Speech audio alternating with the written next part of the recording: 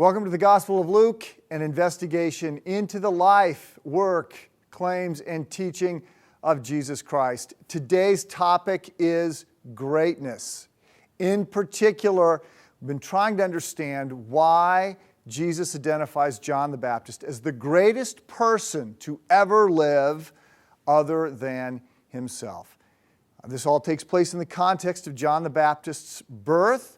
We're bouncing back and forth in Luke 1 between Jesus and John, between Mary and Elizabeth. And this sets up a few contrasts.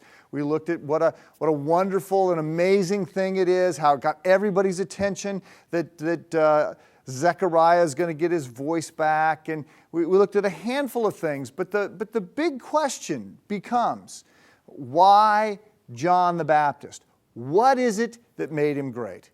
And I paused right at the beginning of this discussion to say we have to acknowledge, first of all, who makes John great, and that is God. God is behind this. God has chosen John. His birth is the fulfillment of prophecies hundreds of years old. God has a plan that He is working out, and we fall into that plan and we accept our assignment.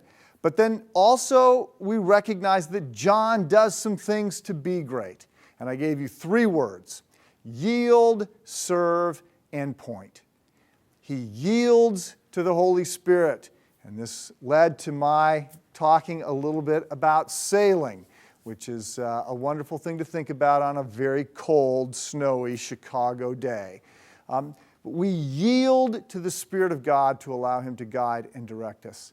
Secondly, we looked at service and the fact that Jesus says, if you want to be great, serve. The greatest among you is the servant to all. And I encouraged you to find ways, big and small, to serve. And then finally, point. John is great because he points others to Jesus. We're called to do the same. And then we looked at the famous crucifixion scene painted by a 15th century German artist.